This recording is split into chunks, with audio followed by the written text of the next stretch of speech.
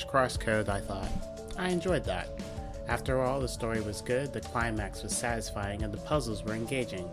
But, as I put away my Switch and went on with my day, another thought slipped into my mind.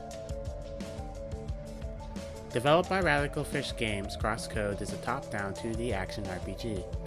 In it, you play as Lee, a young woman trapped in the total immersion game Crossworlds. Lee has many questions. Why is she in the game? Who was she? Why can't she speak?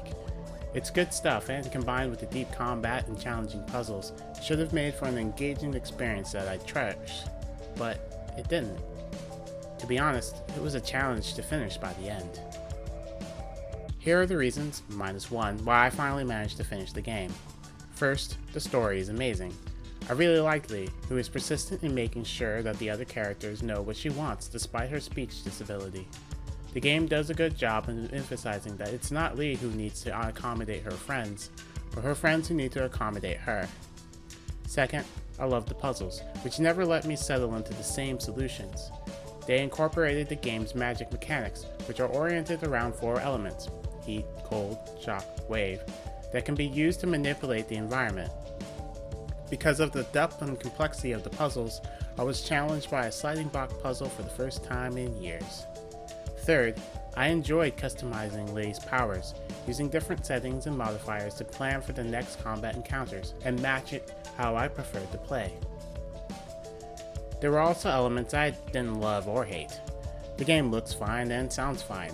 Its tech isn't great at handling a lot of stuff happening on the screen at the same time, so it would often drop frames or occasionally crash. While I like Lei, her friends and opponents were never given enough depth beyond 1 or 2 quirks that could be mined for jokes or drama. After watching Emil, Lei's first in-game friend, freak out at bugs for the umpteenth time with no arc of evolution, I felt tired. I wanted the game to show why she's Lei's friend in the small moments, instead of the big plot moments. That said, this weakness didn't torpedo the emotional impact of either of the endings. As for the moment-to-moment combat, it was fine when the frames were steady. So, what irritated me? The RPG part of Action RPG. Like many of its ilk, Crosscode ends up using RPG mechanics to gate off parts of its world, requiring keys or appropriate levels to proceed. Right next to the customization screen, which I've already raved about, there's another screen that's full of information that I literally never cared to learn anything about because I could just action my way past them, using persistence to make up for low HP and crappy attack stats. That approach had its limits though, and when I was forced to level grind, other things started to annoy me as well. The way going off path gives you consumables and not weapons or armors or anything cool. The fact that you can't buy interesting gear in the shops, you have to go on fetch quests to craft them instead. The couple of times the game made me do some, admittedly interesting, quests in order to proceed. In short, there's a lot here for min-maxers, but when I've spent a good 5 or so, usually so, minutes trying to get to a treasure chest, open it, and a bunch of consumables pop out, all I can think is, why did I bother?